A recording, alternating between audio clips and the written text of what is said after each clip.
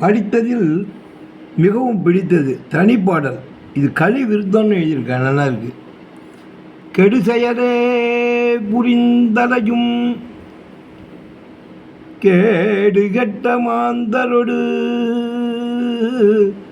கெடு செயலே புரிந்தலையும் கேடு கெட்ட மாந்தரொடும் கொடும் குணமே மனத்திருத்தும், கொடும்